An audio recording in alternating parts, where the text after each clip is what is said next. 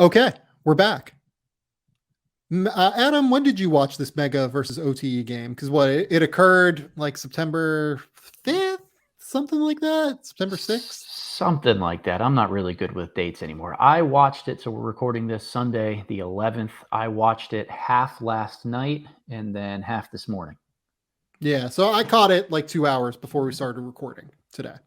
Um, it OTE just did a rather larger, long European trip where they played a few different teams. They played, let's see here, CB Cornella. They played Girona. They played Manresa. And then they played Mega, and I think they might have had another game in there somewhere. The only game that Adam and I had access to was the game against Mega, which frankly is the most important game, which is really valuable because Mega has a prospect named Nikola Djurisic. They also have a couple of other guys that, have some interest, I would say, in terms of being draft prospect. Andrea Gerbovich, I believe is how you say his name. He is the guy that won the Junior Adriatic League MVP last year. He's kind of like a 6'9" floor spacer that has some athleticism, probably not a 2023 prospect, but someone that is at least on the radar. Malcolm Casalone is a guy that has had some interest in the past from NBA teams, 6'6" wing. But obviously Nikola Djurisic is the guy that's potential 2023 first round pick. And anytime that you get a game like that featuring someone like Jurasic against the Thompson twins and against like real high level NBA athleticism, it's a great game to evaluate. And anytime you get a game where the Thompson twins are going to be forced in many ways, just via rules with overseas basketball, to showcase their skill in substantial ways, it's going to be a fascinating evaluation context. I think this has a real chance to be the most important game from an evaluation perspective that we see from the Thompson twins this year. Let's start with this, Adam. What was your overall takeaway on everything that you saw from this Mega OTE game that Mega won, I believe, 91-87? So watching the game back was a really close game, and down the stretch, OTE made a couple mental mistakes, had a turnover late, like just the inability to close that gap, even though they were really in the game. And I think had the lead with about 4 or 5 minutes to go. It's a great contrast of styles, and I'm thrilled to see OTE making the scheduling effort to get over here and play European teams. I'd love to see more access to film. I understand with preseasons, and this is essentially training camp for a lot of these European clubs, that it's harder to be able to publish and post those games willingly from their side of things. But for Overtime Elite, unbelievable ability for those young guys to be able to hang with a really good pro team.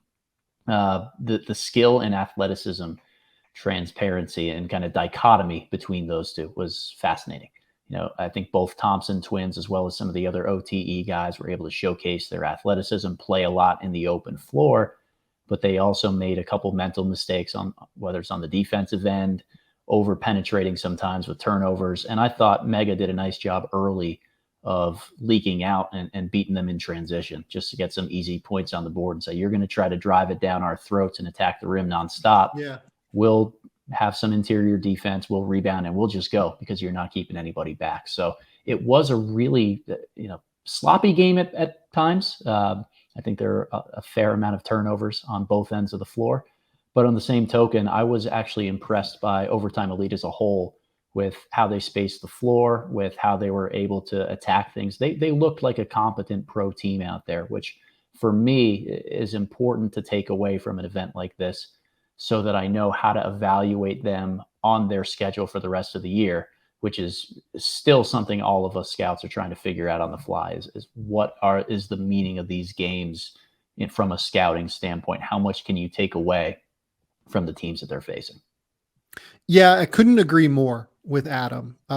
This was a great evaluation context for OTE, and the fact that they held up pretty well in a different way. Like, look, there are portions of this game where it felt like OTE just kind of overwhelmed some of the guys on Mega athletically.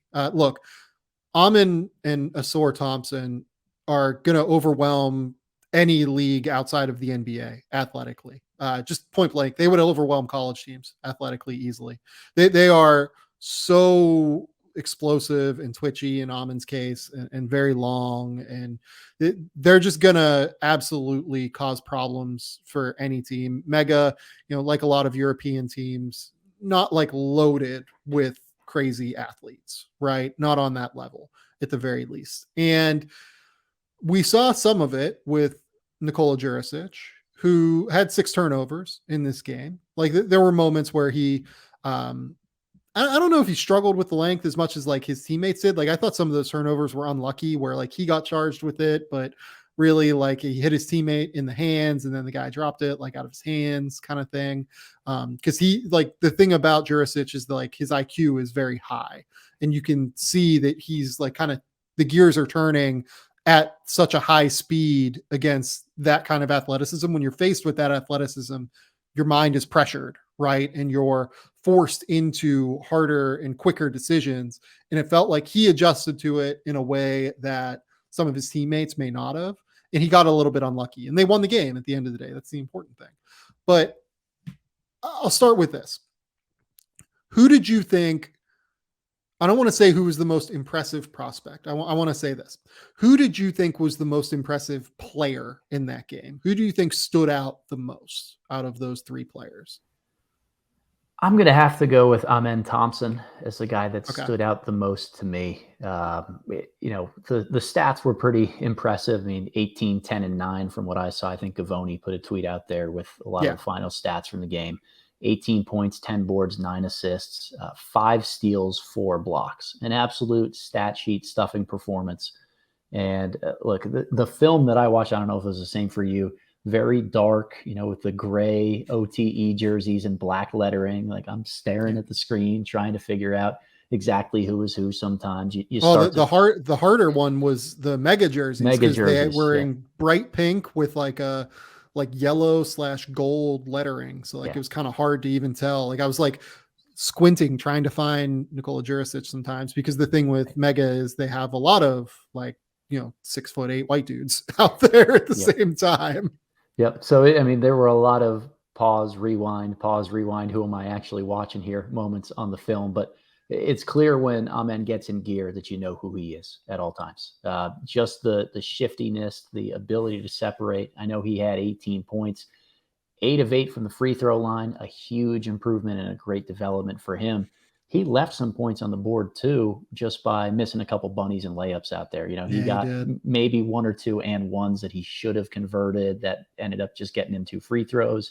There were a couple things with, I think he's still too right-hand dominant near the rim. If he'd used his left, he might've been able to get a finish, but really just an impressive, overwhelming, I think is the term that you used, an athlete out there who goes from stop to start whenever he wants. I got to give some credit to the OTE coaching staff for, having as many, I don't want to say non-shooters, but guys who are spacingly challenged on the floor as OTE had.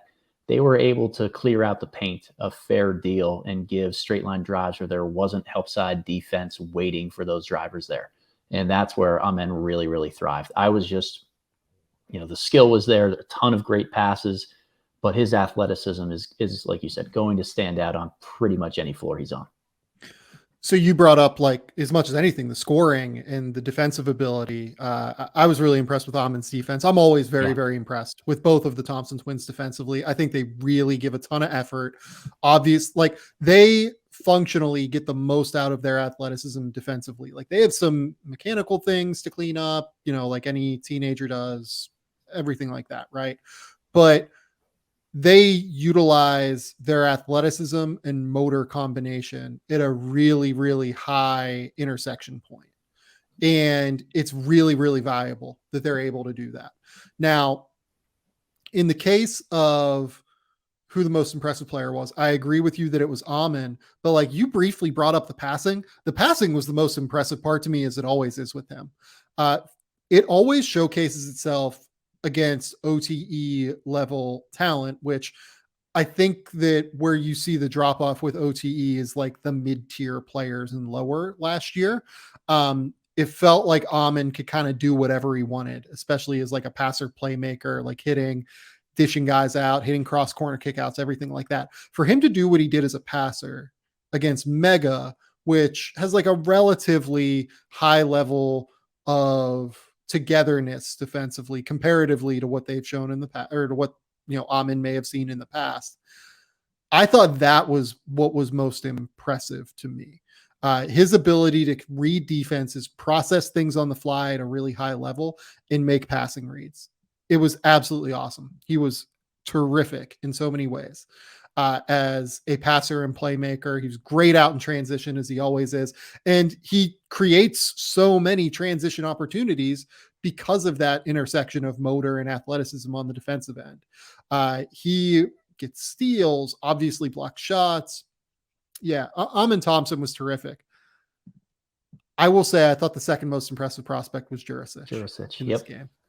Yep, totally. And agree. Part of it was, look, they would have Jurasic come up from the corner, maybe hit like a quick little Iverson cut, maybe something like that, where like he was getting the ball, from the point guard, coming across the play on the wing, right? And then he would go to work in ball screens, or he'd go to work as a playmaker in isolation situations. They gave him a lot of runway to be able to do things, but he was very impressive in being able to make those reads on the fly.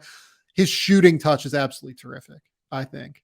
He can really, really shoot at a high level. I know that the percentages don't always indicate that with him, but the shot looks pretty clean. And I think he's going to be able to hit shots based off of the touch. His rhythm throughout the shot is really good. He makes them on the move at a really, really high level, both on pull-ups and off of the catch. I think he's going to be able to shoot. And then you look at like the dribble pass shoot ability.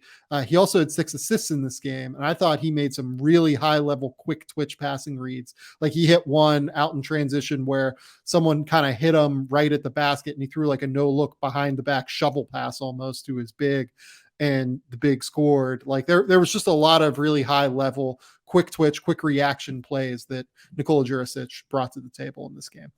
It was the IQ that really caught me, Sam. Obviously, he drilled a bunch of shots, didn't miss a 3-pointer, had some really tough long twos that he was able to get off, and he banked one of them in. Like there's maybe a little bit of luck involved in some regards. And then another one of the threes was like final seconds of the shot clock. He just like kind of chucked it up without even like a follow through, and the ball miraculously went through. Yeah, he caught it above his head and just kept it there because he didn't have time to really bring it down and get into his normal motion. So a little bit of luck involved in that, but it was everything else that stood out to me for Jurasic. They were using, like you said, Iverson cuts, a lot of zipper actions to try to get him open. I'll talk about my concern with that in a moment, but he noticed in the first half that guys were starting to cheat on those a little bit, go underneath them, try to play him a little bit more physically and beat him to the spot. So he popped one back early in the second half. It comes up a zipper cut on, I think, the left side of the floor, pops back to that wing and catches and shoots, drills one while Thompson, I think it was Ausar, was coming to try to contest that jumper right in front of him, just drills it right in his face. High IQ reads to know how to get open, when to break off of sets and actions. Now the scary part to me with a lot of that stuff. Athleticism and just separation one-on-one has been a bit of a concern for a guy like Jurasic. And what I continued to see is he looks a little bit quicker. He looks like he's able to play at multiple speeds and change his pace off the bounce. He attacked the basket a little more than I thought he did in the last times I saw him last year, because we got a good look at Jurasic during last year's draft cycle with how much we watched Jovic playing as his teammate. My big thing with Jurasic is he's somewhat reliant on screening actions, on playbooks in order to get himself open one-on-one for touches. He needs some of those creation advantages created for him, as opposed to being able to do it himself. And at 6'8", this was a really good test for how is he going to react to both athleticism and length, which likely is going to be what guards him at the next level. So I thought he did okay as a playmaker. Obviously, 6 turnovers, you mentioned, not all of them his fault. But I was a little bit concerned by the fact that, when the Thompson twins were getting into him, when OTE was trying to pressure him a little bit more, He just needed a lot of screening action and ways to get him open. And he usually caught it with his back to the basket, where he'd then have to slow down, turn, face, pivot, and then create from a standstill there. Yeah, and a lot of it was that like above the break as well. Like it wasn't, we're not talking about like mid-post opportunities. We're talking about like him catching, coming off of a dribble handoff, maybe coming off of that zipper action and like just turning, facing, and then maybe waiting for a ball screen, right? He had some high-level shot-making moments. He had some high-level passing moments. I do worry about the ability to separate, but when you're that smart and you're that big, like he is 6'8", like he looks every bit of like 6'7", 6'8" out there. And when you're that big, it gives you like a pretty distinct advantage. As long as he's like a 38% 3-point shooter, I do think he's an NBA prospect that is like a real high level playmaker potentially, because he's very creative off the bounce as well. Like his ability to make decisions, make plays, it's pretty tough. Like he's really, really good with it. I will say he's probably going to end up like in the 20 range for me to start the year. I think I had him at like 32 preseason. I would say he's probably going to end up more in the 20 range for me. What about you in terms of what you're thinking? I have him 15 right now.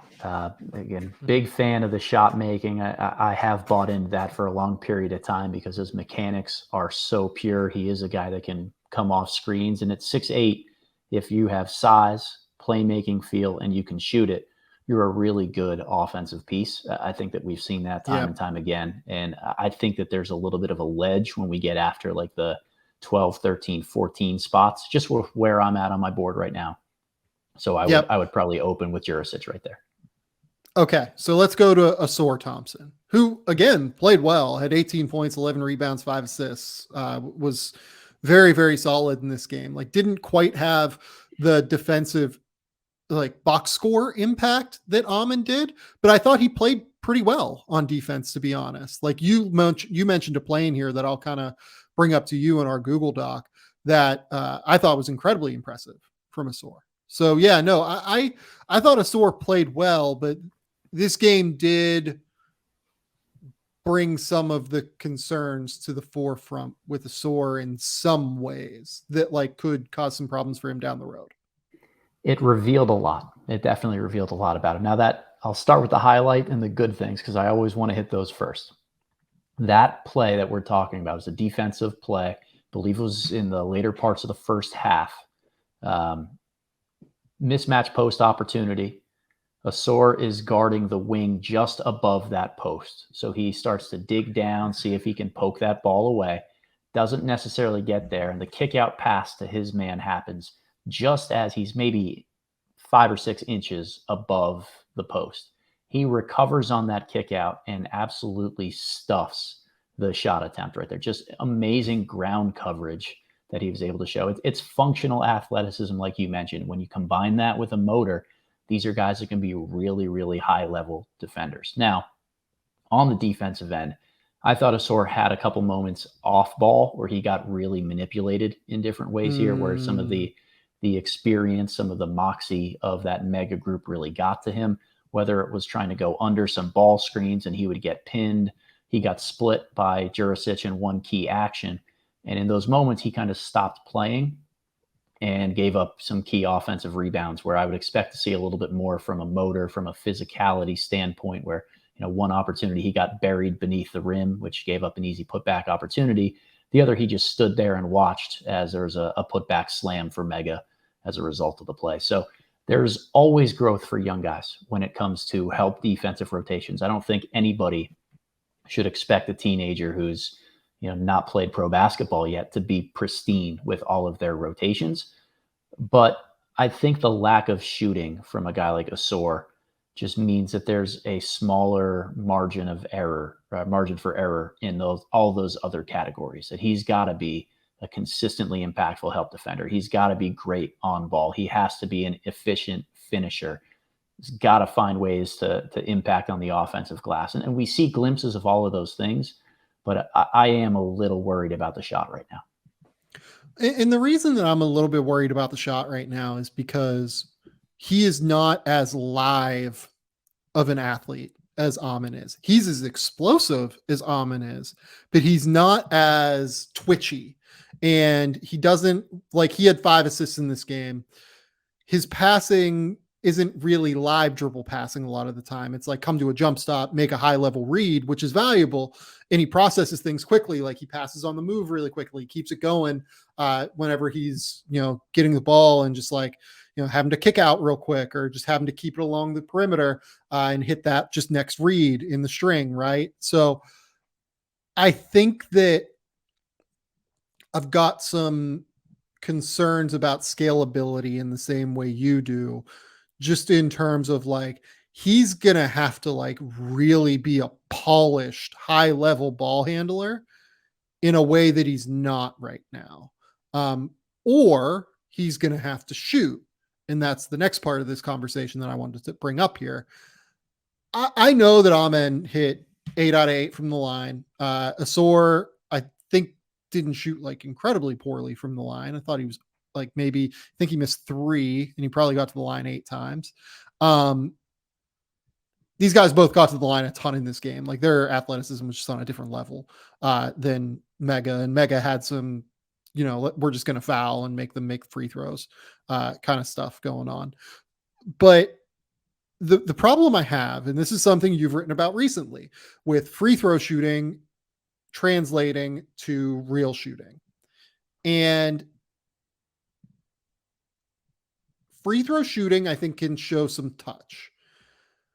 I think that what you see happen with the Thompson twins right now, at least, and I think that, look, I've talked to them on this podcast before, on this YouTube channel. You can watch me break down tape with them. They're incredibly smart kids. They are super articulate. They're incredibly high level processors of basketball. They're great workers. You talk to anyone around OTE, they put in a ton of work. Like there's a real chance that they're going to be able to they're going to get the most out of whatever their shooting ability is what I would say.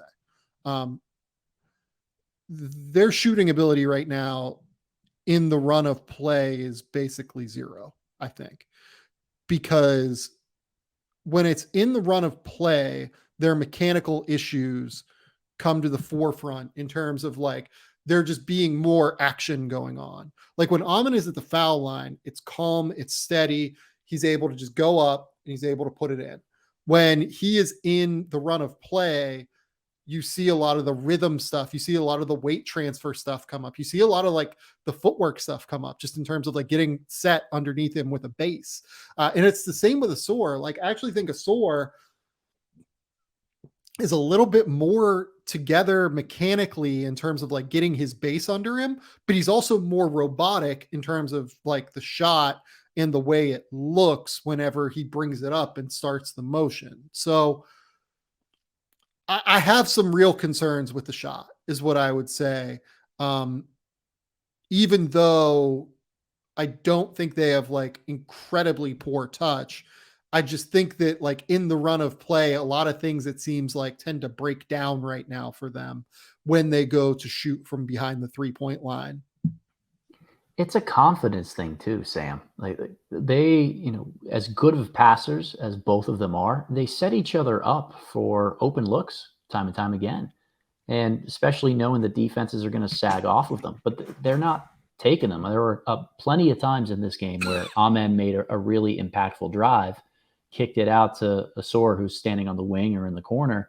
He has a wide open catch and shoot, and he doesn't take it. Instead, he settles, hesitates, takes one jab and then shoots it, or dribbles 3 times in place before firing up. And his mechanics aren't good enough for pull-up jumpers with his footwork or his base yet either. I think that it's going to take a while for either of them to fix those things. I will say this as it comes to trying to differentiate between how much shooting matters to each of them. You'd mentioned that Amen is a little bit more twitchy, a little bit more change of pace, just blistering pace with his first step. He's going to be the guy that plays with the ball in his hands more at the NBA level. Because of that, I don't think off-ball shooting is as important as it is for a guy like Ausar to really develop. Yeah. Not to say that Ausar isn't a good passer, isn't somebody who is going to play somewhat with the ball in his hands, but he's not as impactful there. I think that Ausar's passing ability is really good from a proactive standpoint, but he's not quite as good at hanging in the air, keeping plays alive, and just making things happen improvisationally. He Yeah. reads plays as they break down. He makes those proactive reads, but as soon as he commits to driving and trying to finish at the basket, he's going up with that thing. He doesn't have the ability to continue searching and scanning for the right exit valve if he really can't get to that finish. So for him, shooting becomes a little bit more important, even though he is a little bit more advanced in comparison with his brother from a cutting, from a moving without the ball standpoint. Yeah. I think that's what stood out to me. Some positives that I took away from Ausar were some smart backdoor cuts. He had 2 dunks. One of them was a really good 45 cut from the wing. The other, eye contact play that he had with Amen, who handled the ball, was really calling for this. They cleared out one side of the floor, and he just backdoored from the corner into a lob. He's going to be able to play a little bit off ball in those ways, but it's valuable for 2, maybe 3 possessions a game. He needs the jump shot a lot more than a guy like Amen does. And look, right now I would have Ausar as a lottery guy. Like I would have him ahead of Jurasic because they're that good athletically. Yes. And they're that good defensively. And they're, I really, really like them, but they need to shoot. Like they need to show some real shooting improvement this offseason, like in this coming season. That is the number one thing for them, just point blank. They have to showcase shooting improvement. We saw a lot of the reasons why in my preseason mock. I think a lot of people talk about them as like the clear 3-4 guys in this class.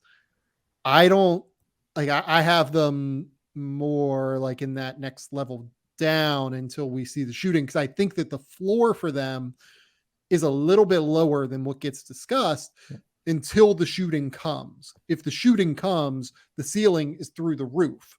If the shooting never comes, the floor is like Isaac Okoro-y in a real way. And Isaac Okoro is like an effective NBA player. He, as we've talked about previously, like he's getting better. He's a good defender. He's long. He's not that long, but like he's physical. He's strong. He does it in a different way than like from what Ausar would do. But the shooting gives him real like downside outcomes here. I still, like I said, like this early in the season, this is like early picking nits on some level, but it's also kind of not until we see them like really shoot at a somewhat effective level. That's it. Ausar like needs to work on the shot. That is point blank. If I was him, that's what I would be spending all of my time doing, repping through the jump shot, finding your mechanics, finding some fluidity through the mechanics, and being able to knock down shots. And the nice part about going on this European tour, being able to showcase the athleticism and how it can overwhelm other guys that scouts will have an idea on, is that now it just becomes about the jump shot. We know what type of athlete and impactful defender he can be. We'll continue to see the natural playmaking and passing field because that's something that is always going to pop on a floor for the role that these 2 guys are being able to fulfill with team overtime. We need to see the shot. And that's the next 9 months. That's what it's all about. A little bit for both of them, but particularly for Ausar.